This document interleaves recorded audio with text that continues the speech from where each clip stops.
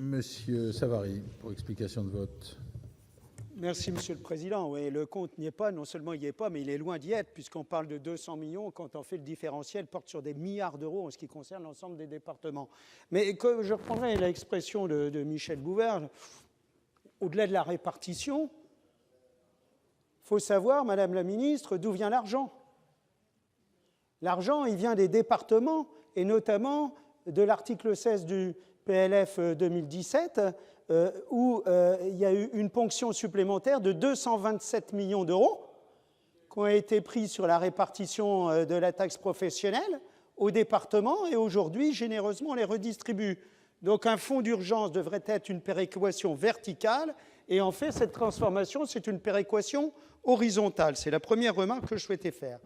Deuxièmement, quand on regarde maintenant la redistribution de ce fonds, et notamment les potentiels financiers, c'est très intéressant, puisqu'il y a eu une réforme du potentiel financier, qu'on s'est accordé sur ce qui était imputé dans ce compte-là, à savoir l'ensemble des recettes qui pouvaient être celles de moyenne des départements en fonction de leur taxe d'habitation et le taux moyen sur les bases, cumulé à l'ensemble des recettes du département, que ce soit de la TSCA, de la DGF, de l'IFER, de la CVAE, etc., du FNGIR, l'ensemble des recettes. Et on voit sur les tableaux qu'il y a des différences très importantes et historiques, Madame la Ministre, puisque celui qui a le potentiel financier le plus bas, 474, c'est le département de la Marne, le mien.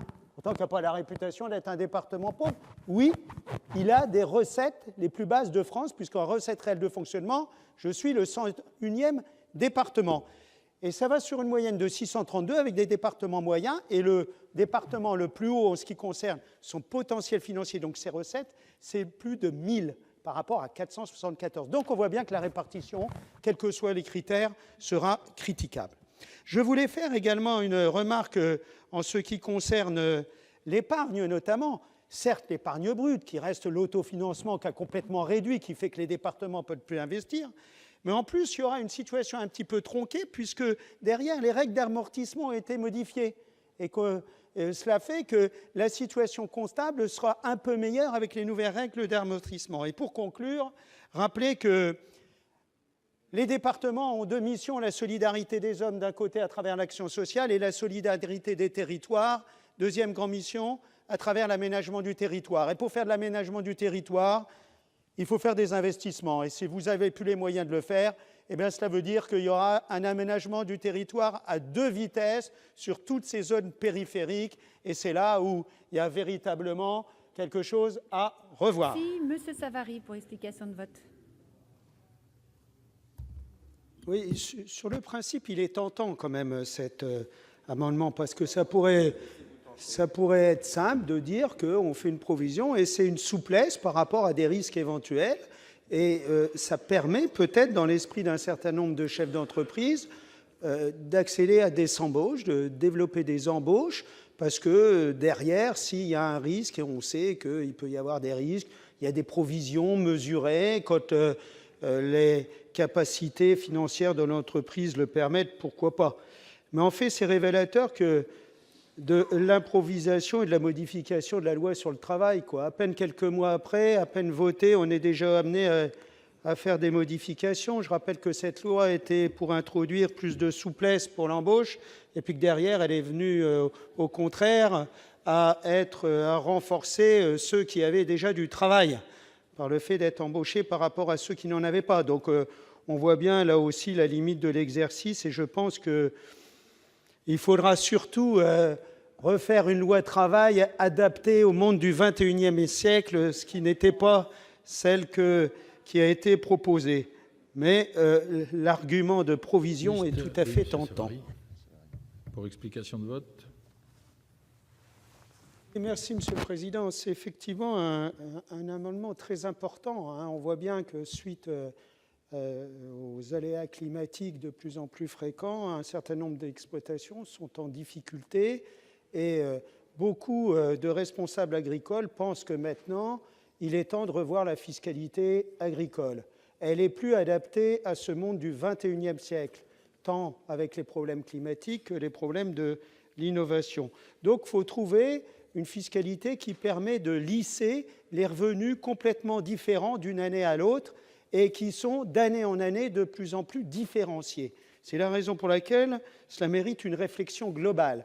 On sait que les DPA ne suffisent pas. Certains sont favorables à un système assurantiel, d'autres sur des réserves de précaution. Ça existe dans le monde viticole, dans certaines vignobles où on fait des réserves qui permettent effectivement de lisser un certain nombre d'activités sur les années.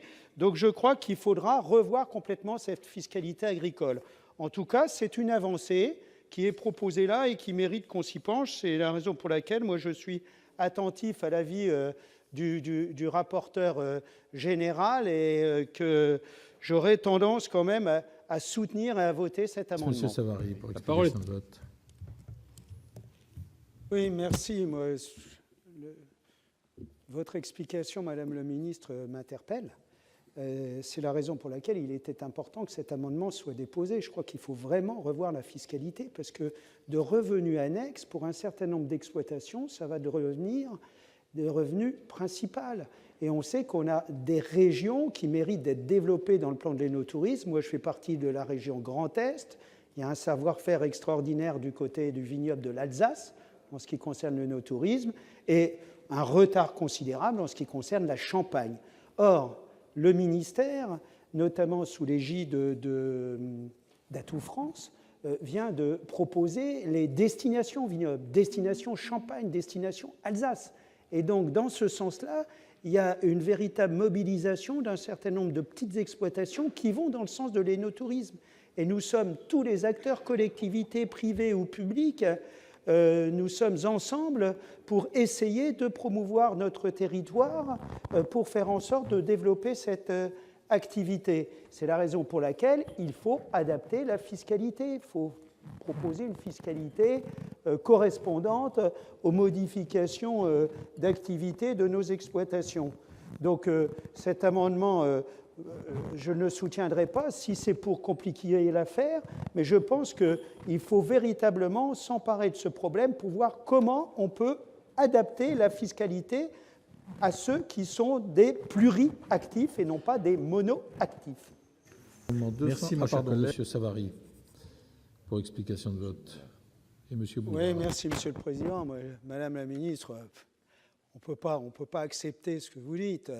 Hein, elle n'a pas augmenté. Non, l'adaptation de la société au vieillissement a fait un effort particulier pour des actes de prévention qui vont être, certes, normalement, à budget financé par l'État. Mais l'APA, Madame la Ministre, l'APA, elle est payée en grande majorité par les départements. Hein, ne l'oubliez pas quand même. Quand vous dites que l'APA a augmenté, oui, vous prenez les décisions d'augmenter l'APA sur le compte des départements. Ah, inexact. Très bien. Inexact. Moi, écoutez, je suis président d'un département, je dépense 33 millions pour l'APA, j'en touche 10 de l'État. Inexact. Maintenant, je vais toucher de l'argent complémentaire au titre de l'APA Prévention ASV. Effectivement, on verra au bout d'un an si c'est compensé. Donc, Madame la Ministre, je ne peux pas, nous ne pouvons pas, me semble-t-il, accepter ce discours. Et je pense qu'il est partagé par un certain nombre de mes collègues. Deuxièmement, on mélange là l'hébergement, le soin et la dépendance. Ce qui est effectivement un véritable problème, c'est l'hébergement qui coûte très cher pour ces personnes âgées. Je rappellerai que quand c'est l'aide sociale qui prend en compte l'hébergement, c'est le département qui tarifie et il y a un recours sur succession éventuel. Mais c'est de l'hébergement.